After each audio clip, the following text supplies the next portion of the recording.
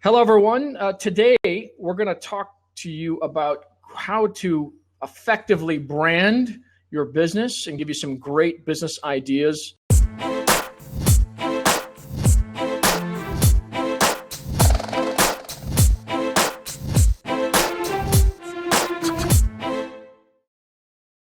So as a reminder, we're about how-to content, not fluff. You can ask questions on the right-hand side. Just hit /Q. You can also tweet about the blab on the left-hand side, and please do that. And if you know how to solve the mute issue, let us know. Subscribe to the guests and give props when they're answering questions that you like. So with that, David. Yes. We're going to get started, okay? So David is, I'd just say you're one of the most brilliant guys I've seen with branding. And, I know that Damon John from Shark Tank feels the same way. There's a great quote that I was able to find. He says that you're brilliant with branding. I want to learn more about that. Absolutely. In addition to being a Fast Company branding expert blogger, you're kind of a multi-award winning brand specialist. I'd like to hear about what those awards are. You've been featured in the New York Times, Forbes, Package Design Magazine. I mean, the list just goes on and on. And Grant Cardone, when he's able to join us with a microphone, he operates 4 companies. I don't know, I barely operate 2. I'm not sure how he operates 4. And those companies have a combined revenue total of $100 million. He's also a New York Times best-selling author, international speaker, and I think he's most well-known, would you agree, for his sales aptitude and sales coaching? Absolutely. Yeah. He's a sales beast. He's a force of nature. Yeah. I don't know how he finds the energy or the time, but he seems to get it done. Quite remarkable, actually. Yeah, totally. All right. So while we're waiting for him, we're going to jump right into it, okay? So this is kind of a topic I prepared for you, and specifically you. Okay. And that is branding just bullshit, or there's some real benefits to having companies focus on branding? Well, I'll answer it. I'll answer it this way. There are definitely bullshitters who call what they do branding. Okay, but branding itself is not bullshit. If you know what branding is, it actually is. It parallels with sales. It parallels with marketing. It parallels with the companies we all actually admire. And so what happens is, if you look at here's the thing that I've done. Like at one point, I had done, and this is very interesting. I did a video. You probably caught it back in February. It's called "What is Branding?" It just crossed the 250,000 mark as far as views on YouTube. Okay. Because it literally put into 2 minutes what you'll find on if you go to Amazon. I forget how many books I found. It was like maybe 30,000 books. It was some enormously ridiculous amount of books for a topic such as branding. And when you've got that many opinions, to me, it's like, maybe something fundamental isn't really clearly understood. So I looked to really simplify it. And if you know what branding is, I brought it down to 4 words. It is the art of differentiation. When a company or a product or a service is bringing itself into the world, the first barrier that any of us has to actually overcome is, how are we different from all these other choices? Because we now have a multitude of choices. And why should I care about you and your message right now? And so that's the point where we have to overcome that hurdle and work it up from sort of, okay, so you're offering XYZ. Why should I care about you compared to all these other XYZs?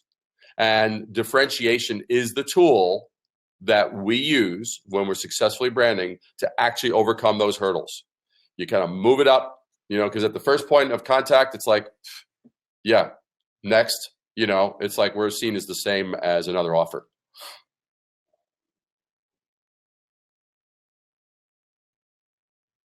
I lost your audio. I'm sorry about that.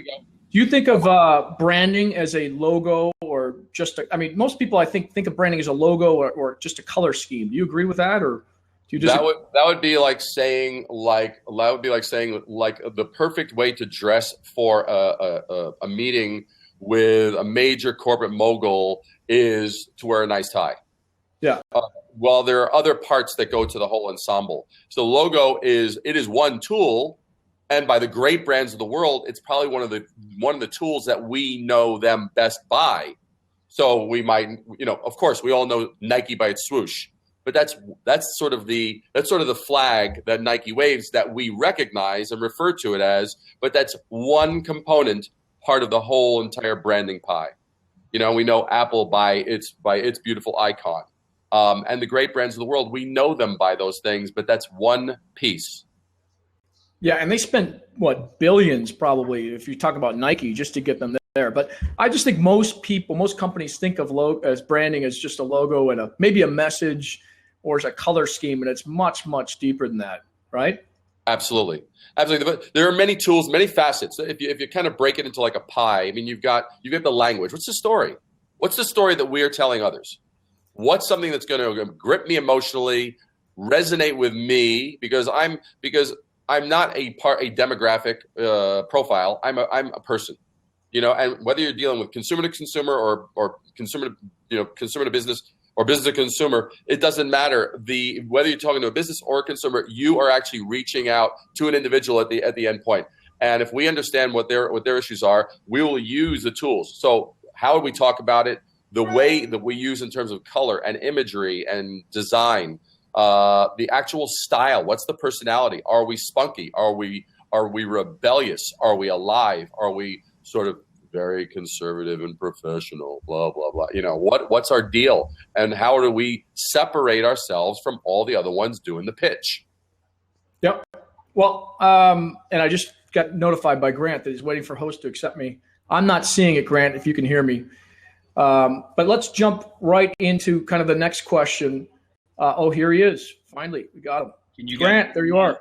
And now we can hear you. Yes.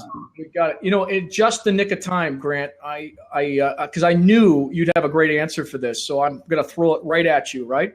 All right. So is branding just bullshit, or are there some real benefits to focusing on branding? Sure, it's just bullshit. Everything's bullshit. Your audio was bullshit there a second ago. You're right, dude. But look, if you got, this is what I was saying. First of all, Mark, thanks for having me. It's great to be with David Brier. He's a branding genius. Look, branding is bullshit for most people because they don't pay attention to it. And so it's like education. Education for most people is bullshit because, hell, they don't even look up the words. They don't even know what they're studying.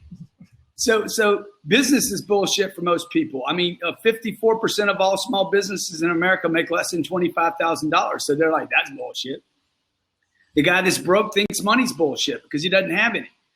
So, I mean, I've been in the position where I thought branding didn't work, education didn't work, business didn't work, sales sucked. Relationships are bullshit because I'm no good at them. Anything that you're no good at, you don't commit to, and you don't make work.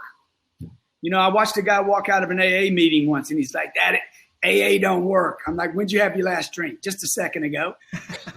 Well, of course it don't work. Dude, nothing works. Diets don't. Everything's bullshit if you don't make it work. And I think David would support this. Look, you need to brand before you advertise. Mm-hmm. Absolutely. Work out. I mean, and that's a key point that Grant just mentioned. And that is one other thing. It complements what you're talking about right here. So many people are like, "Hey, man, we want to go viral. We want to blah, blah. We want to blast it out on all the social media things." And I'd say, hey, look, you know what? Until you've actually worked out saying something that anybody will give a shit about, you have no right to be sending stuff out on social media unless you're interested in conveying with greater efficiency to more people how shallow and empty and vacuous you have as an offer, that you have nothing unique to say, that you have nothing going on. Okay, and I just want to remind everyone, I'm going to open up the seat at the end of the broadcast to ask these two questions about branding. And before I jump into my next topic, I find branding as a part of marketing one of the most difficult things to do. So I'm real happy that we get both of you here to kind of help us walk through it. It is a very big, big challenge. And part of that challenge for me is, how do you start and how should companies begin to build that powerful brand? That's our next topic. David, I want to throw this to you and give Grant a little bit of a rest here. So how do companies begin with it to build a powerful? Well, the bottom line is the first thing is I literally ask this of every one of my clients when we start a project. Tell me why I, as a consumer, should give a shit about your product. So obviously, the shit is the theme of the theme word for this particular episode. We've used it more in the last 10 minutes.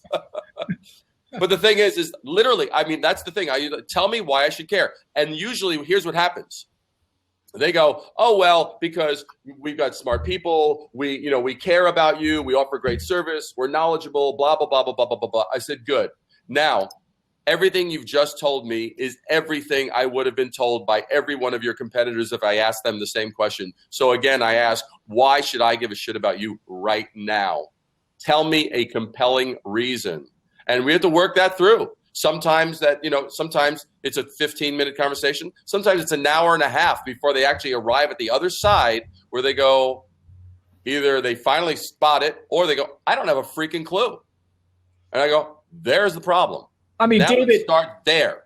Okay, but David, is it a process that you bring them through? Or is it like the voice of the customer? Is it the voice of the employee? What are the tools that people can use to find, why should people care? Well, the first thing, oftentimes there's a lot of like evidence. It's kind of like arriving at a murder scene. It's like, murder scene, you have the dead body, you got the smoking gun, you got the blood. With this, it's like if you are entering into an industry, it's rare, if not non-existent, that you're going to, whether you're starting a company or whether you're reinventing a company because you've lost traction, it's rare that you're going to be introducing something so brand new that there's not available information. So we could literally look at Amazon. We could say, oh, what are people saying with regard to similar products? They're going, I can't stand the blah, blah, blah, blah, or I love this feature. It finally does it. Because every brand, every product, every service, they have to have what I call the killer app. And the killer app, Apple did it back when, I think it was maybe 87. That is like they came out with the VisiCalc. It was the first time you could actually do the actual spreadsheet on the computer. Prior to that, you couldn't do that. And that all of a sudden, that transported the Macintosh and computing from being sort of a hobby thing to actually being, holy crap, we need this. And if you look at every product that has ever started to kick and when it's gotten traction, it's because it had that killer app. What happened when you dealt with the iPod, right? Not the iPad, but the iPod. It was like, hey, 1,000 songs in your pocket. Boom! Holy crap. That was like the killer app. And then you ended up with the iPhone, and all of a sudden the iPhone could do, hey, I could look at the constellations, and I could see all this stuff. And you had these things that transformed, or I could hold my Shazam thing, and I hear a song, and I don't have to wonder, hey, what is that song? I could hold my phone up to it, and in 30 seconds, I'm a musical genius. Yeah. These are killer apps that transform something that's sort of a commodity and change it into something remarkable. I know that Grant has seen this kind of stuff endlessly. And Grant, and before you answer that, it's a good segue. Think of it in terms of smaller companies and mid-sized companies as well. I've got great examples from Nike, Apple as well, but I don't have great examples from small and medium-sized companies. And since you've started and running 4, we could get into that later. That's a huge challenge. How do you brand these particular companies that are, a little smaller than Nike and Apple? It goes back to your first question about why is it so hard? It's because it requires persistence and tremendous amounts of persistence and consistency and work, which is different than advertising, right? Advertising is you hire somebody, you throw money at something. And if you have enough money, then boom, something big could happen, right? I think the group that you buy URLs from before it was a big company. GoDaddy. I mean, the guy took a risk on the Super Bowl. That's what busted him out. One, he had a product that could scale. He did a freaking great ad. But look, 99.9% of all people will never throw down at a Super Bowl and hit it like that happened. So for grunts like me, for grinders and small business owners, which represent most of the planet, the Nikes and the Apples, they're exceptions to the rule because they have bank accounts that are monster. And products that scale for the plumber, the contractor, the Grant Cardone, and the David Briers. It is a work of over and over and over and over and over. It's not something you can just hire somebody to do. And anybody that tells you they're going to brand for you, it's to me, it's not real because just because of the economics. Mark, if I hire you to brand my company, you can only charge me so much. I can only afford so much. So you're going to have 50 clients, and you're going to be trying to brand for 49 other guys. Dude, I'm paying attention to my business every day. And you're paying attention to 50 businesses. And you're going to start paying more attention to the next guy you need business from. So any small business owner or entrepreneur that thinks, dude, this is going to be about you grinding it out. You're going to be the carpenter nailing the freaking nail into the wall. And it takes more than one hit. Yeah.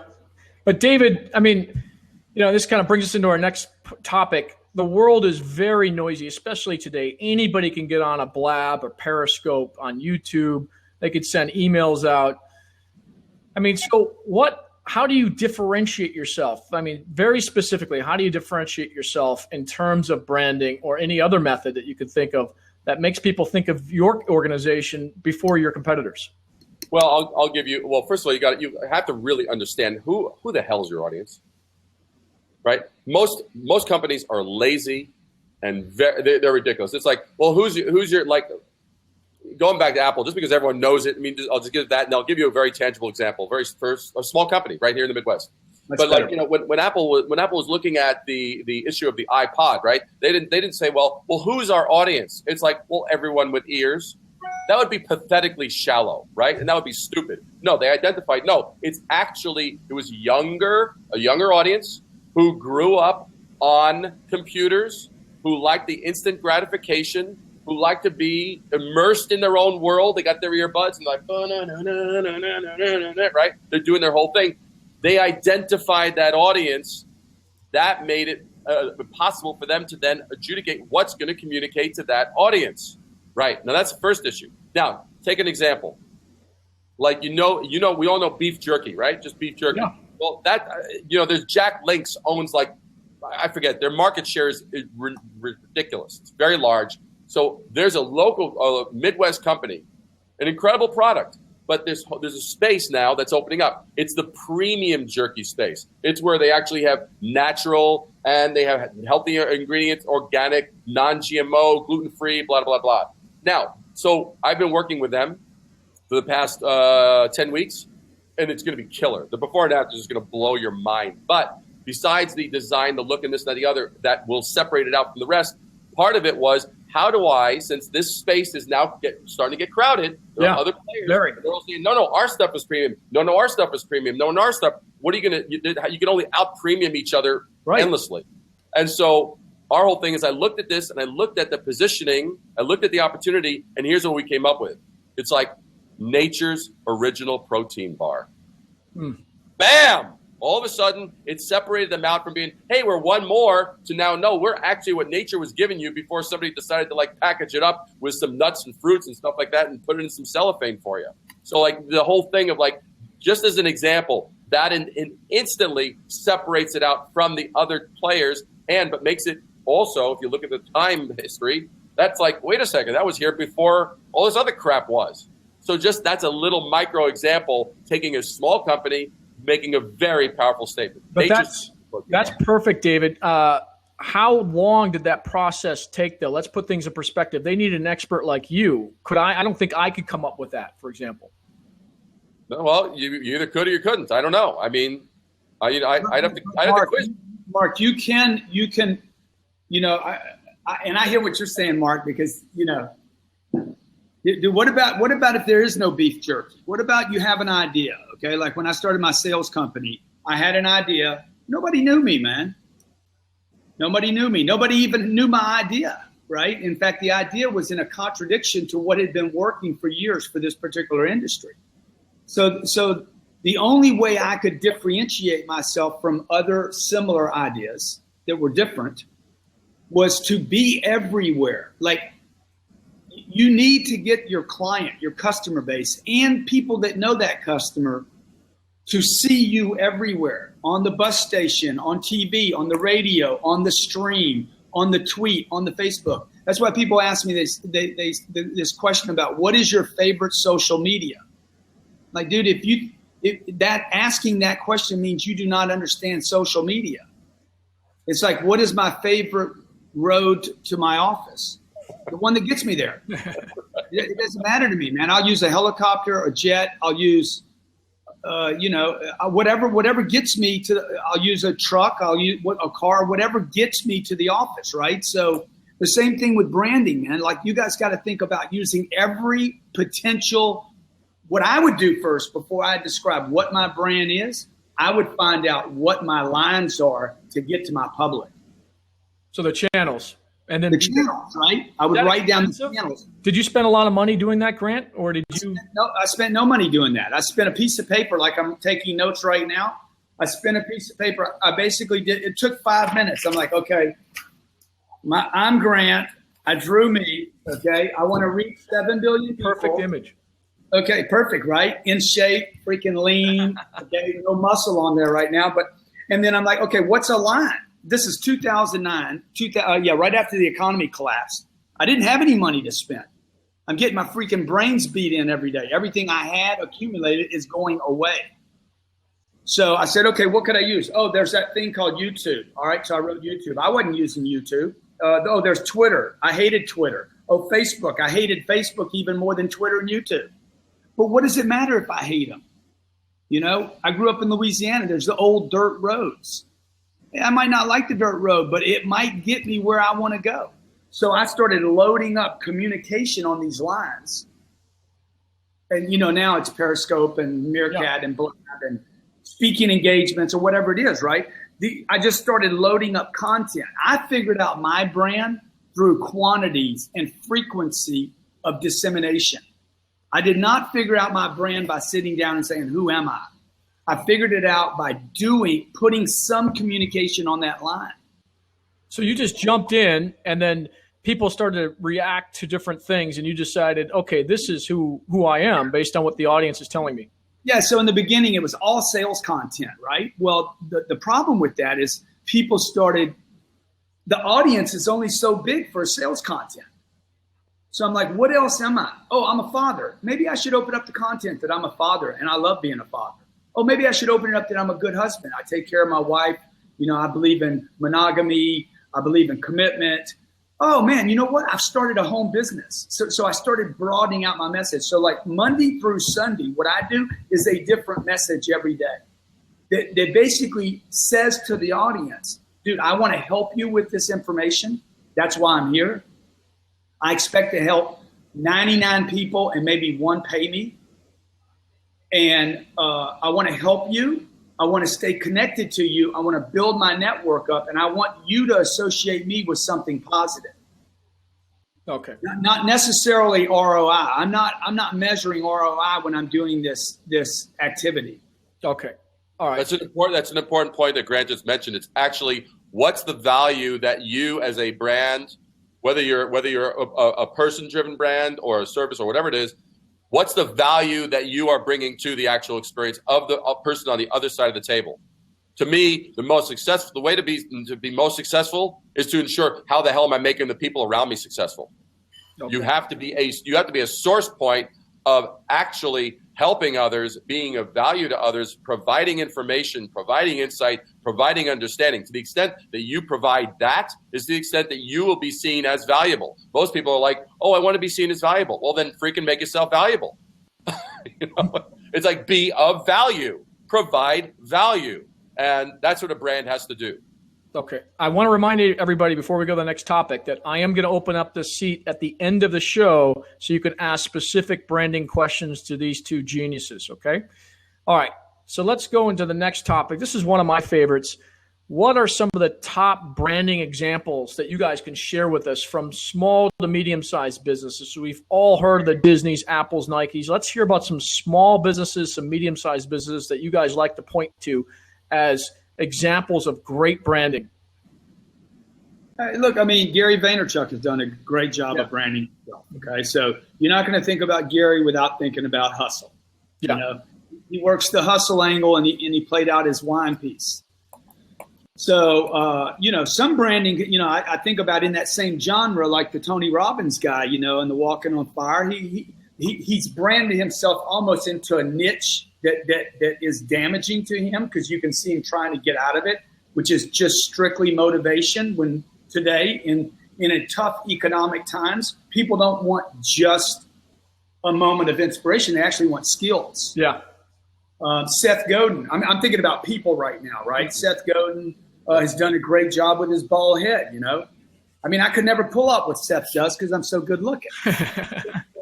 Well, we can arrange a bald head, Grant. We can do that. Yeah, I'm sure.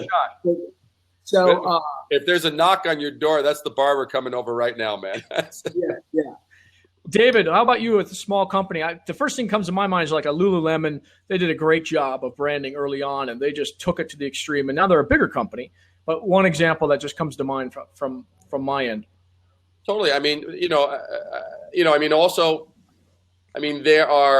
they may not be as small as you want. I'll give you a few examples. I mean, I think Under Armour has done a great job as a coming into, obviously that space is owned by Nike. Yes. And they've done a great job. You know, how do you enter into a space like that? I think they've done a very, very, very strong job. And, Peter Rupi, who's one of the senior VPs there. I mean, he's a good buddy, and it's like I'm seeing what they're doing, and they're kind of representing the sort of the less celebrated athlete. Well, in the wine industry, there always seems to be like a Robert Mondavi. They've all done great jobs. These aren't very big businesses, I mean, relatively speaking, but they've got big names and big labels out there. You're sure they're attached to wine, which has got a deep emotional connection with people. But some of these, go ahead. No, I was just going to say. I mean, it's a much smaller company. It's a much smaller company, but they do make. If you guys are each of you guys are into really excellent tasting handmade dark chocolate. If we can find it, yeah. If you can find it, man, I'm your supplier. I mean, come on. Awesome. Bring it. You can send as much as you want my direction. Here's the deal, though. There's a company in the Midwest called Legacy Chocolates, right? They came to me when they were very small. They took about 10 months to actually make up their mind. Oh, we're gonna work with David. We knocked and because they came from their viewpoint, and some of your listeners may actually have this view. They were, our stuff is so amazing. Anybody that knows anything about anything is going to they're going to find our door, right? Because it was a very purist kind of viewpoint, to the point that it actually was excluding rather than include. It was exclusive rather than inclusive. So what happened was I worked with them and I looked at what was going on. This is to give you a little mindset of what happened. I looked at what was going on in the space. Having done cosmetic design and branding for Estee Lauder and Revlon, I saw there was a similar thing happening in the chocolate space. And so they were like others. It was sort of like, let's have an aura of everything, but yet communicate nothing, that's what cosmetics is. It's like they want to appeal so the women can touch it and feel it and smell it, but it won't communicate jack. So what happens is I see what's going on trend-wise, and I decide to do a completely different package, one that has a lot of information on it as opposed to no information, lots of little sound bites, little tidbits, beautiful color scheme. And here's what happened. On the back of their display, on their counter, the boxes were there in the middle of summer, June, okay? There was not a single change. There was no change in flavors, no change in price, no new salespeople, no new signage, no promos, no change of hours, zero. Nothing changed. And they had the same people going in this shop throughout the month. What was the only difference? The only thing that was on the back, this gorgeous box that actually said stuff and had fun. It actually turned the person purchasing it into a hero rather than a zero. And here's what happened. I go to them at the end of the month. I say, how'd you do? They said, sales of truffles tripled, 300% in 30 days. Very 300%. Nice. Same amount of traffic was not leveraged at all. 300% increase. What happened in July? I went at the end of July. What happened? Sales of July increased over June. What happened? Then I went at the end of August. What happened at the end of August? Not only did sales exceed July's, sales exceeded February's. Yeah, I think David's selling right now. He's not February's selling. I'm telling you a story that people need to understand. Yeah. If people are underperforming, because you're the master of performance, Grant, you will kick people's ass if they're underperforming. I know you. It's like whatever it takes. It's like, come on, get off the floor. So the thing is, I'm just telling you, if people think, I've got a brand, blah blah blah blah, boo hoo hoo. If it's underperforming, there's a reason why. You can use branding to achieve it. And that's just an example from a very small company. Yeah. And they did an amazing job. Let me throw out a challenge to both of you. You guys can both answer this. Let's say I've got a new tech product that's been written up in a few places in the press, and I go to you two and I say, tell me what I should do to get this hot new. Let's just presume this is a good product. Tell me how to get this marketed or branded into the minds. I want it, embedded in the minds of individuals, who I am and what I am. How would you guys suggest that I go about doing that? And what was your product? Let's just say it's a brand new tech product that solved a very difficult, it found remote controls. I don't know. Or is a remote control that read your mind? I want to get, the thing I would do is I would get other influencers. Why? Because distribution, people say content is king or the product is king. That's not true. It is the distribution. If content or the product is king, then distribution is the holy grail. Right. I need distribution. I need shares. Okay. So when people tell me, "Oh man, you got great content," that's great, dude. But we're not focused on the content. We're focused on people sharing the content. So I would go to influencers. I would go to the Mark Fiedelmans and say, "Hey, Mark, man, check out this product, dude. Let's do a blab on it. Can you talk about it?" I'd go to David Brier. David, I want you using the product. I want to go to people that have freaking bandwidth of distribution, that give authority and approval and build affinity with them so that they can build with their audience. Yeah. I mean, there's certain things I could, that if I wore a certain t-shirt right now, I know we would sell that t-shirt because I'm wearing it. And that's true about other people, right? So there's people, David could do something or say something that would cause other people to say, "Oh my God." So I need to get that hit from so many different angles. Yep. So even if my target is Silicon Valley, I need to be in Taiwan with that, Mexico. I mean, this is an enormous activity. If you really want to get known everywhere, if you want to be the most successful out there, it's an enormous activity. Okay. And David, so how would you, I agree with Grant. I mean, great distribution strategy to use influencers. That's what we do.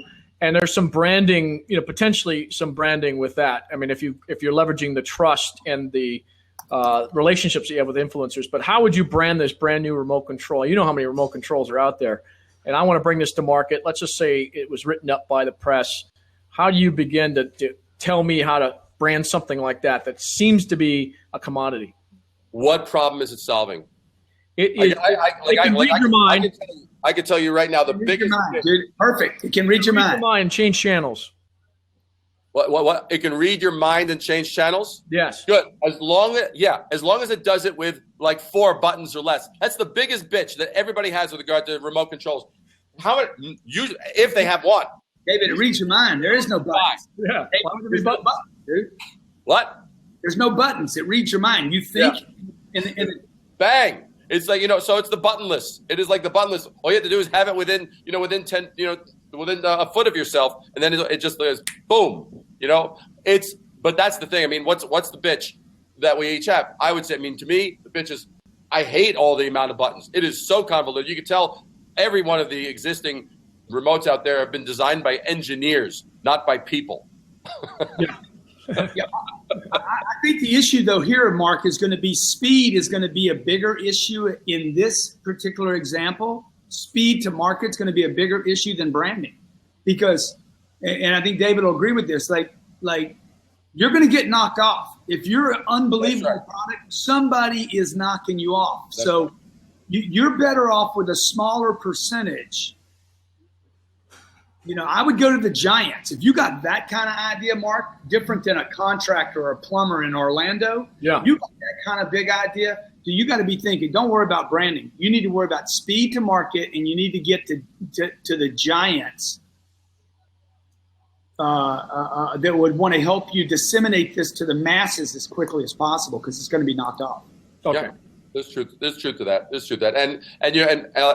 And that's one of the things, and Grant has mentioned this a number of times. It is a balancing act. You can have great content, but if it's not gotten out there, it doesn't mean crap.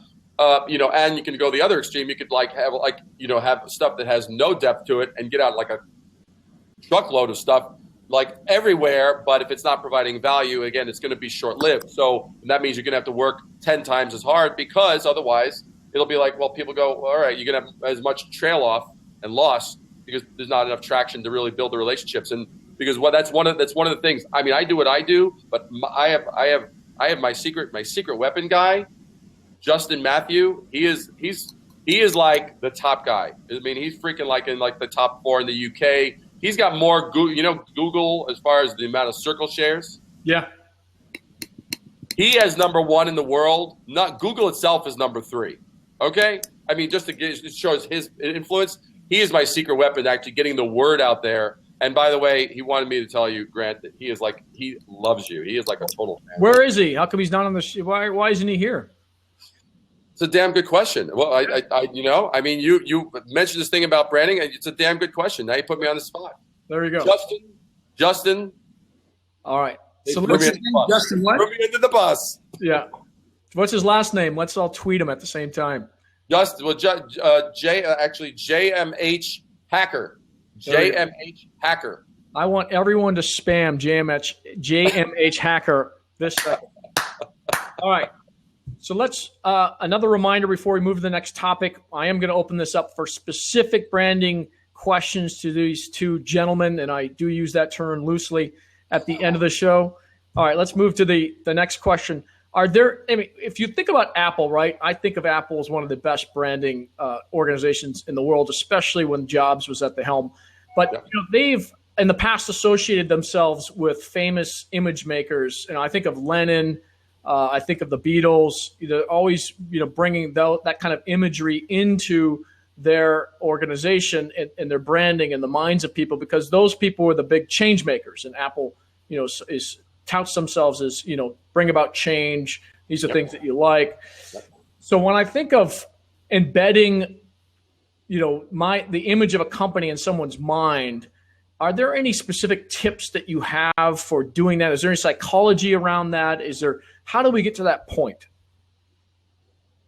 No, first thing is I would stay with one message before you go to the second message. I mean, you need to be one thing first. So a perfect example is we do these shows out of Miami, and we do interviews, right? And a guy will come on, and I give people a chance to pitch themselves in this interview call-in show. And a guy will come in, and make sure you follow me on Twitter and Instagram and Facebook. I'm like, dude, you want people to do something? You tell them to do one thing, not 4 things. So in the beginning, if you're branding, it was right for me to brand myself as the new sales guy of the 21st century. I basically took someone that had already been accepted by the planet as an authority in the space of sales and said, look, I am that new guy. So I would be one thing. If you're trying to sell a movie, you don't need to sell a movie that's never been seen, because nobody's going to invest in that. You want to sell, there's a story about, tell me what movie this is. Okay. They sold it on one pitch. Think Jaws in space. Sharknado. Huh? Sharknado. No, it's no. No? It was Alien. That's how they sold Alien. Oh, Alien. Okay. Think Jaws. Yeah, it makes sense now. Yeah. So yeah. So I was thinking Sharknado too. You're dating yourself with that Alien reference. So, well, whatever. He's throwing us under the bus, Grant. He's just kicking us right into the sand in our face. But Theo J. Ellis got it. Okay, I mean, this is an old reference to branding and how to sell something, right? It's like you got to crawl inside that guy's mind with an image he already has. So that's all. I'm sure David's got more professional. That goes back to that example that I gave you earlier in terms of like the Nature's Original Protein Bar. It was like bang, because what do we know? Protein bars, like they are like one of the top performing categories as far as convenience foods that people just grab and buy. Good. So we now position it above it, and so that handles that. But to answer your question, the other point is that a big mistake that companies make is they look like right now. They look at like right now, what's happening now, and they associate themselves with that thing now, which is going to change. It's going to change and shift. It's probably the greatest example of crap branding is Radio Shack. I mean, it's like radio and Shack. Wow, does that sound valuable? Boy, am I going to get anything valuable there? Yeah, no. I'll buy my batteries. I mean, it's like it was a time bomb. But another thing is The companies will build themselves around a technology or something that is today. They won't build themselves around something more timeless and future-oriented. Going back to your example of Apple, where you talked about it, the actual original basis for the whole Think Different campaign when Steve Jobs came back? No. Remember when they had pictures of Alfred Hitchcock and John Lennon and Miles Davis and Bob Dylan and Pablo Picasso, Albert Einstein, all these incredible, Mahatma Gandhi, had all these incredible luminaries. It was very interesting. Let's look at let's break it down. One is all that stuff was shown black and white. Wasn't shown color. It was shown black and white because those of us who have been around a while, and this is definitely aging all of us, is the factor that the whole thing of we know from journalism is black and white is truth. It's like newspapers used to be black and white before they became color. So black and white seemed to be that impartial sort of journalistic true thing. So it was intentionally black and white. Cool. Second thing, not a single one of those individuals ever used a computer or a Mac. They were all before the period. What's Apple connecting with? Well, it came back to this. Jobs, when he came back, he saw how splitter-splattered Apple was at the time. And what occurred was, he says, we have to reintroduce our values. Values are timeless if they're intelligently thought of, versus something being just, hey, buy my blah, blah, blah pen for right now, okay? Because it has a push-button thing, and we're going to call ourselves the push-button company. And that's going to be outmoded in 3 weeks when push-buttons are no longer cool. So you don't want to tie yourself into a technology. So what they did, Jobs goes ahead and he says, hey, if you want to know somebody fast, how do you do it? The answer, ask them who their heroes are. Okay. Very amazing. And so the thing is, every one of those people were an aspiration point for Jobs and Apple. And that's how they positioned themselves as the trailblazers, the rebels, the ones who were crazy enough to change the world. And so it became a timeless message, one that wasn't a timed message. And so that's the thing. You want to build yourself into something big, because I don't know if you guys are into music, but CD Baby. Do you know the website CD Baby? Yeah. Okay, so CD Baby, that happened after vinyl was being sort of, wait a second, vinyl's old school, CDs are now the new thing. Well, they didn't look into the future and realize, well, maybe that's going to be replaced by digital distribution or even streaming, which is even replacing digital distribution. Well, what happened was now they have this name called CD Baby, but it was about the independent musician. So they didn't tie themselves to that. They tied themselves to a transient technology. Now that name it's an unfortunate name, and too many brands do that. Okay. Grant, anything to add to that before we move to the next topic? Well, the only thing I would add is that you guys are talking about companies that have unlimited resources. Yeah. Well, we try to bring in the small and medium-sized companies. Yeah. I like the beef jerky example. Yeah. CD Baby was a very small company too. Yeah, and I'm just be considerate. Yeah, and I agree with you, Dave. But like the people that are watching this, dude, they're operating on shoestrings and rubber bands. Yep. And they're also operating on time. Like, I don't have time, dude. I can't even do this much research. What the fuck do I do right now today to get my business known? Because all this other stuff takes time, and time means I just continue to disappear. I'm just talking as a small business owner that's trying to pay bills. Yep. No question. Hey, David, real quick before we jump to the next topic, how much time should somebody in the situation that Grant just described spend on branding? Is this a long-term 90-day thing where you dedicate a few hours a week? It does not have to be. Bottom line is do your homework, and the bottom line is you can get it. If you know if you know and you're willing to hustle your ass off, you could get it done in a week to 2 weeks. Okay. You could get it done in a long weekend if you're freaking industrious. You got to be very, very. You got to just know, not get thrown off and distracted, and just be focused and say, okay, what's the deal? Who's going to care? Why are they going to care? How are we going to make a difference? Bang, bang, bang. Who's going to care? Why are they going to care? How are we going to make a difference? Just hammer those points home. And then you go to the Grant Cardone strategy, which is go to every channel that your target customers are on, and make sure they keep hearing it, right? Yep. And the other thing, guys, is with the technology that's available today, like I'm writing a book right now, the audience helped me write the book. Like literally, I did a Periscope stream one night. I'm like, hey, I'm doing this book. Here's the basic overview. What would you like to hear out of this book? Mm-hmm. These are surveys, man. It is so easy to get data today from people. That's so right. If you're willing to communicate, you're willing to extrovert into the marketplace and create a network and then be there for that network, like be a dependable source of data and content for that network, you can ask that audience, hey, what would you call this? You know, they helped me with the title of the book. They helped me with the chapters. I mean, it was unbelievable, dude. What I did in 35 minutes would have taken me and a publisher 6 months to do. Mm-hmm. Now, are you making an espresso or something? I want one, I want one, Grant. No, dude, I want to thank Grant for taking us on a tour of his home.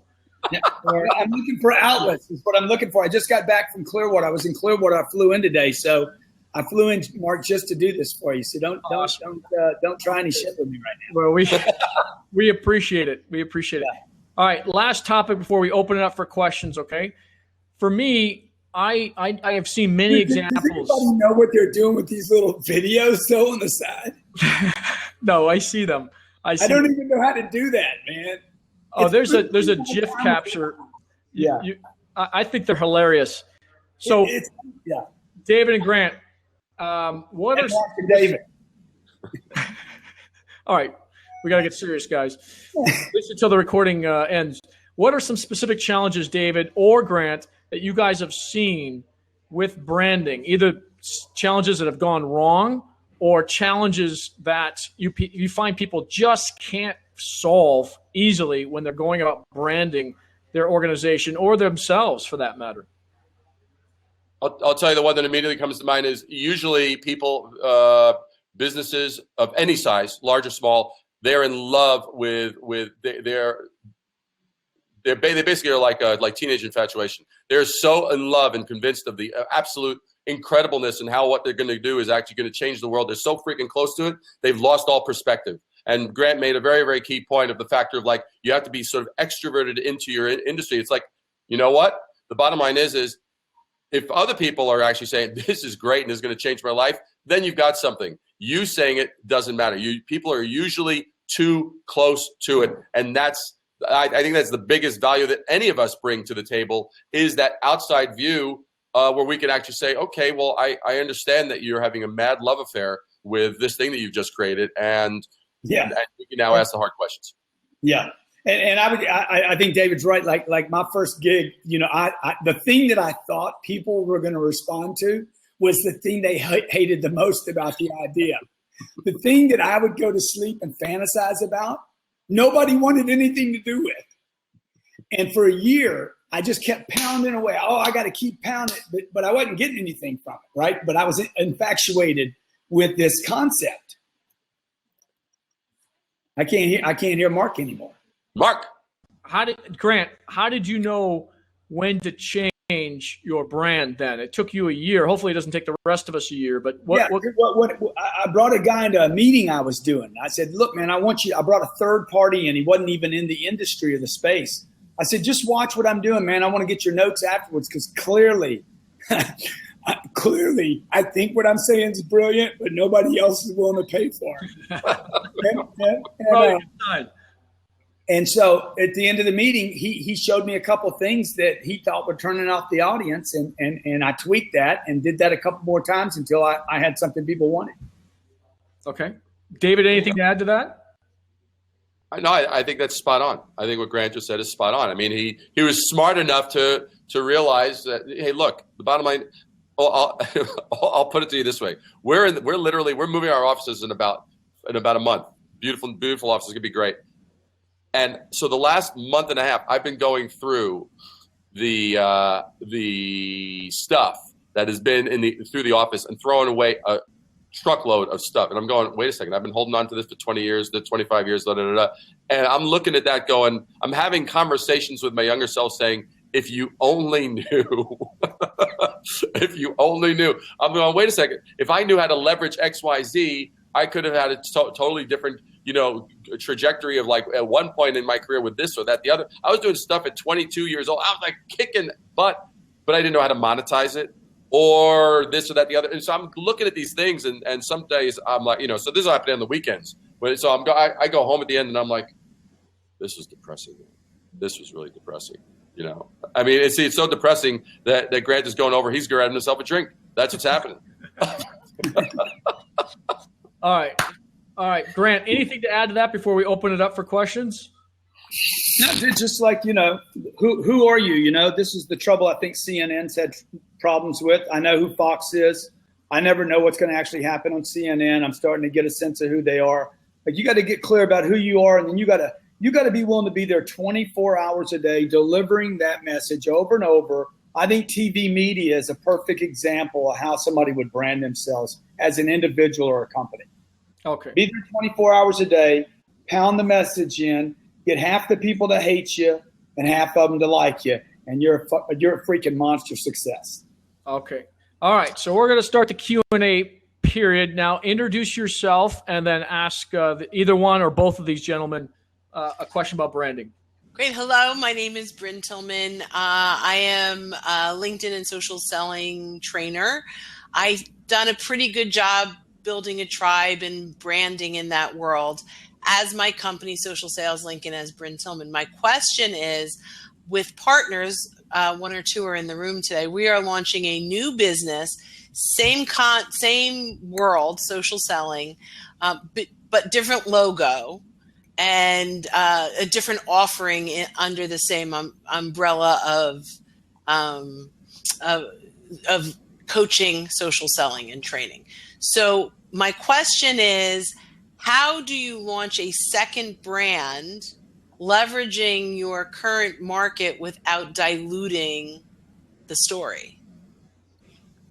Does that make sense? Well, why would you dilute the story? Why wouldn't you be adding to the story? Well, it's adding to the story. Okay, so it's now a second logo. I'm very excited about the new business, and it's how we're going to scale. Yeah, that's awesome. By the way, you do an awesome job. Oh, thank you. You know, I would just switch that to, like, how could we cannibalize the first business? Yes. I would aggressively think about how could I eat my arms off. I love that. No, I love that, because that's it. I want to take my tribe into the new vacation spot. No, the new. Yeah, good, dude. I wouldn't even let anybody know you're doing. You know that I would treat it like your competition to your own entity. The way I would, if I was taking your idea right now, I wouldn't think anything about your business. I would do everything I could to freaking slaughter you. I'm good with that. I think that's a good way to look at that. Yeah. So, I mean, I started a second company out of my first one. It was a parallel company. That's what this is. Right. Yeah. And I told the guy that I started the company with, I said, dude, the goal is for you should want to consume me. Got it. Okay. I think that's great. And I have partners in the new business too, which I'm excited about because that helps scale the whole thing as well. Yeah. David. So that's, yeah. Oh, I'm sorry. David, anything to add to that? No, I think it was perfect. Spot on. Awesome. Thank you so much for the question. Okay. Johnny. Okay. You're good at this, Mark. You really know what you're doing. Hey, you guys give Mark 10,000 props right now. I want my friends here to bang him up. I'm going to bury that guy in props. They don't count for anything yet, Grant, as you and I discussed before. No, dude, they all come to me. The reason they expire is I got to deal with Blab, where all the props now come to my account automatically. Yeah. Okay. Our next question, please introduce yourself first, though. Uh-oh. He's on mute. If you type in your message, I will speak it out loud, Johnny, because you're on mute. Johnny's probably a redneck. How about now? No, we're still not hearing you. If you type it into the notes, I'll read it out loud, though.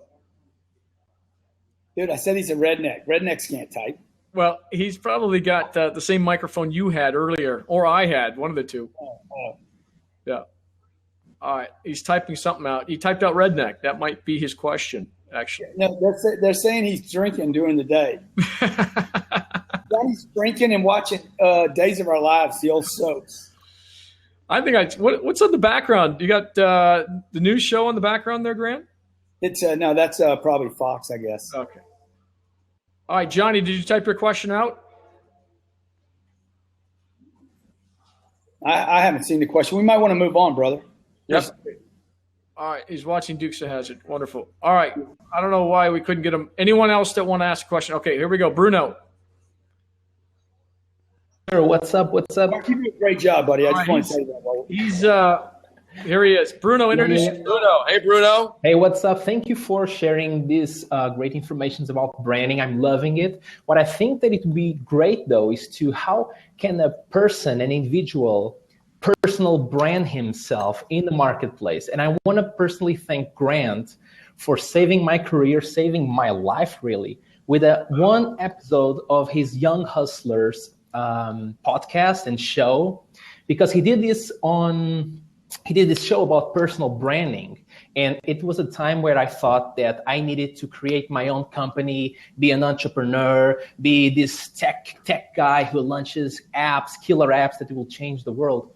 And really, I had a day job, in this IT company doing consulting stuff, and I was not too happy about it.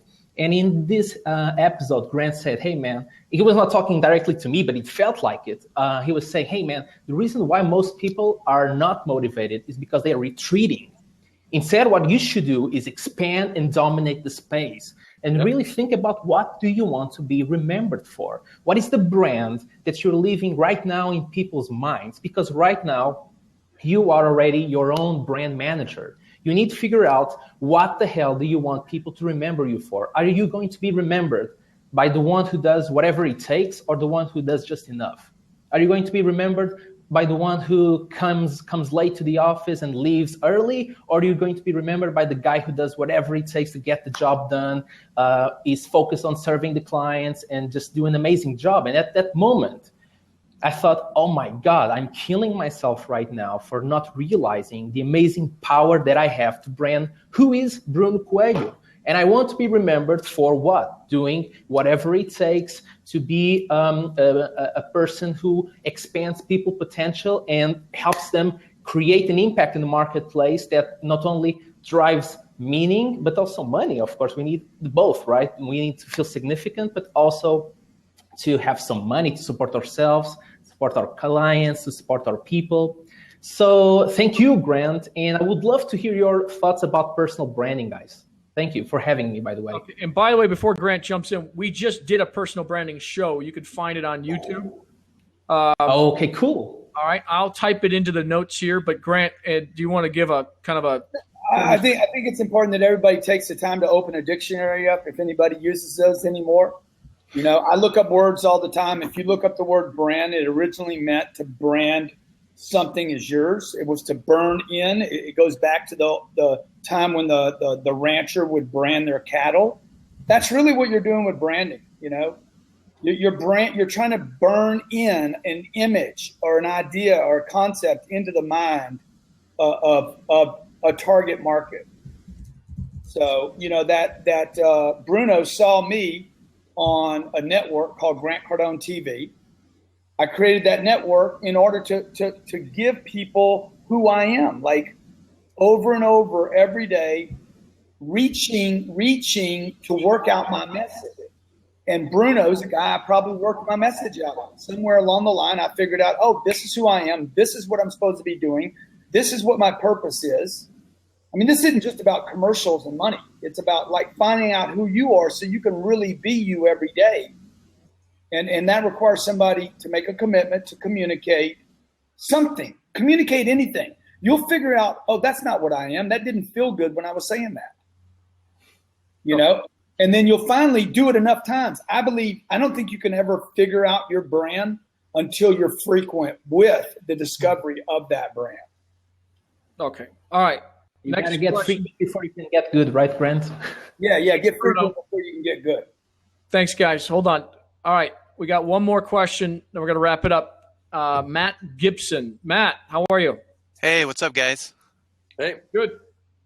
All right. So I've kind of have the opposite problem. I have over 1 million people follow me on social media. I'm a retired Air Force vet. Yep. Obviously, I'm a musician. Got my studio here, and I'm trying to break out of my day job, but I have the branding. I have endorsements from like ESP guitars, Mesa Boogie amps, D'Addario, you name it. And so I have a brand, but I'm trying to figure out how to turn that brand into a business. And it's kind of like, and so I just started a podcast for music entrepreneurs called Kingdom of Rock. And basically I've been interviewing rock stars. I just interviewed Michael Sweet from Stryper, interviewing Megadeth's bass player soon. And, kind of taking all the contacts and networking I've built, and I'm trying to take all that branding and networking and turn it into a business. And what I'm finding out is as I'm pushing out into the marketplace, I'm starting to get feedback from the people that are watching my show that are kind of almost steering me into what my brand needs to be, because making money in the music business nowadays is really, really tough. I mean, it always has been, but it's more tough now. You have to really be a tiger and go out there and invent your own ways of doing things, which is what I'm trying to do. And I'm trying to help other musicians figure that out and move into passive, smart passive income, and, how to take your music and your brand and kind of harness that to whatever vehicle it is that you want to sell or service you want to provide or whatever. And so you can still, it may even be better in the long run for musicians, because you can kind of take you don't have to sell out your creativity and your music. Yeah. And so you're making connections with people with that. And then you take that real you and you can offer things to your customers. And so I haven't gotten there yet, but I'm trying to figure out how to push into that market and almost create my own market with my brand. So what do you guys think of that strategy? Who wants to jump in first? You need products. I mean, it is criminal for you guys not to have products and services for your customers to buy. Mm-hmm. You cannot help anyone by talking to them only. Okay. You have to have a product. So Matt, I come to you, you got a huge problem. You're solving a huge problem for people. How to make your music known without selling out. Whether that's a coaching service, an audio program, a webcast. I mean, dude, you could do all that for low cost of entry and start actually giving people something that they would pay you for. Yep, I'm there right now. I just don't have my first customer yet, so I'm pushing into getting that first customer. And I know I have things to give that other people. Sounds like you got 1 million customers. So it sounds like you have millions and millions of customers. Right. So you got to be in a place every day, who you are, what problem you solve, and then, hey, what do you want them to do? Right? What do you want them to do so you can solve their problem? Yeah, exactly. And also, who's your 1 million followers made up of? Who are Google Plus? Most of my million are on Google Plus.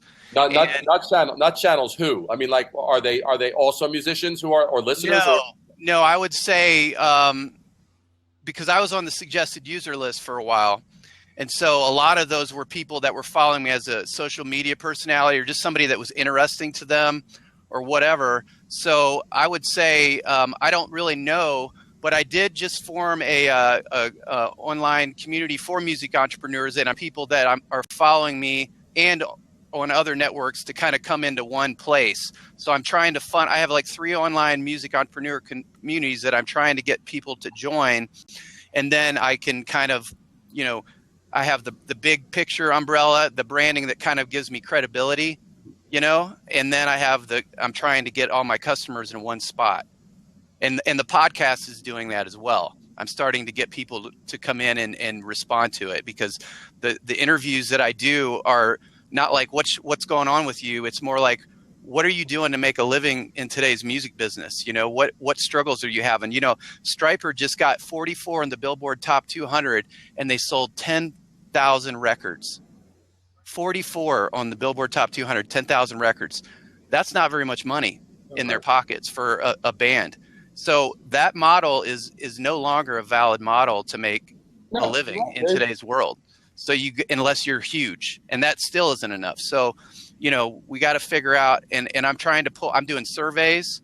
I'm trying to pull my customers and pull people out there and get them to give me feedback and find out what it is. 'Cause I know what my needs are. I mean, my end game is still to be an artist that can make a living with my music and to get my music out there to the world. But when I got my 1 million people, I got kind of a big head, and I lost my job and I didn't get a job for a while, and I thought I was going to push into it, and I about shipwrecked my family because I was too far away from the the dock when I jumped off the boat, you know?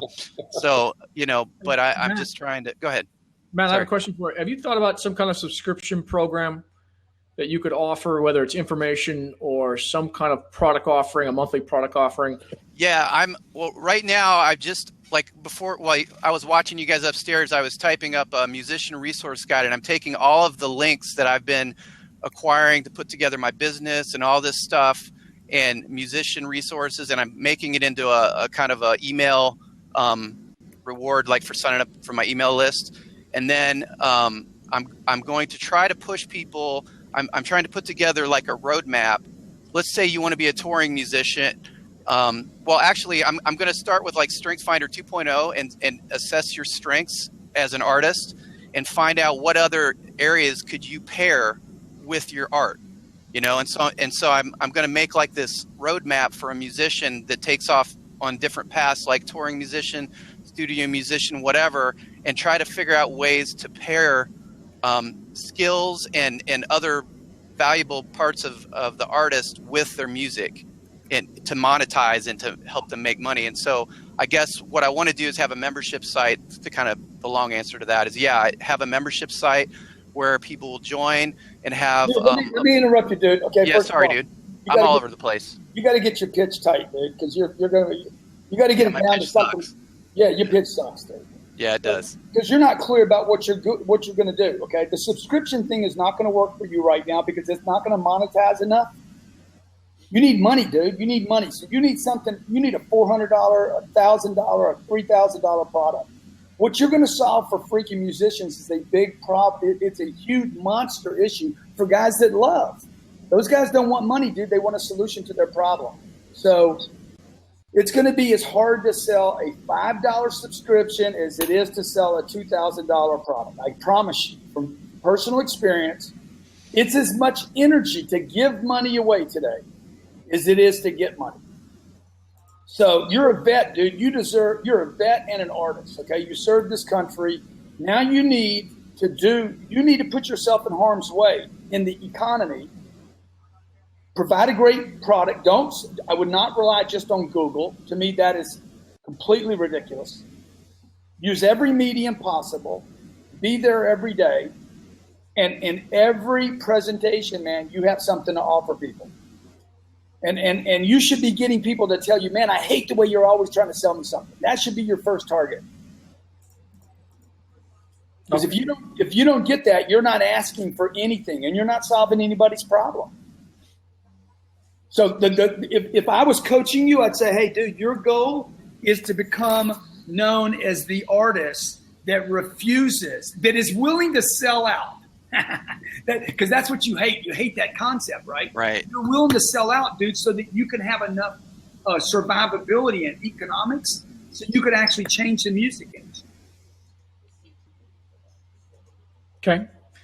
Hey, David, anything to add to that, David? Anything around branding, Matt? I agree. You've got you're everywhere. If you're everywhere, you're nowhere, man. I mean, that's the thing. It's like name it to bang. You know what? Here's what I'm going to stand for. Stand for something. And at least if you're focused on the one thing, you will know if that is not hitting it and you're failing at that, you'll know it in 30 days. Bang, that sucked. Big mistake. Good. Now I'm going to move on to the next item. But, you know, it's like you already know that there's an audience out there. Target it. Go after it. When you have 1 million freaking ears, oh, geez, that's worth its weight in gold. Say, you know what? I mean, I would ask them, what's the biggest problem that I can actually help you with right now? Boom. You could know in 2 days. Give them an incentive when they're done. Give them an incentive to respond. You say, you know what? I'm actually putting together a course. And here's the deal. Here's what's going to happen as far as this course. I'm going to actually give it to you for half. As a launch off, I'm going to give it to you for half. And the bottom line is all I want an actual honest answers from you. Boom, boom, boom, boom, boom. What's the worst that can happen? You can get 20,000 actual answers and you go, holy crap. And if you find 10,000 of those are all on the same thing, you got an audience. I've sold products before they're finished. Like I do a thing where I'm doing one right now We're creating this product we started. You can have it for half price by subscribing early. That funds me. See, I need money, dude. I got to have money to expand. There's nothing wrong with money. There's nothing wrong with music. And there's nothing wrong. Kickstarter's built a company out of that Hope model. Yeah. Don't get your money. Hey, dude, you need a T-shirt. You need to call my office to get one of my T-shirts. Who's got my money? Who's got my damn money? Who's got my royalties? Who's got my royalties? In all seriousness, Matt, it's some great advice. You've got 1 million followers that are dedicated. You got to find a product that works. And I wouldn't give up on the subscription program, but I do agree. Get that big product first. I am thinking about consulting. Like I have some consulting links, like, where I'm charging a fee, but I still, that still is limited, Okay. We're going to wrap this show up, but I want to say, Matt, it's Veterans Day. Really appreciate your service to the country. And if any veteran is watching today, really appreciate your service to the country. Grant, I don't know where he went. He dropped the mic and took off. He's preparing an espresso for me right now. No. David, he's filling out his luggage. He's flying out to where Brian was so impressed with your presentation. He's going out to you right now, Matt. He's flying out. He's going to be your first customer. He's like 1 million followers. I got to know this guy. He's got 1 million followers. $5,000 an hour. I'm cheap, man. All right. Thank you all.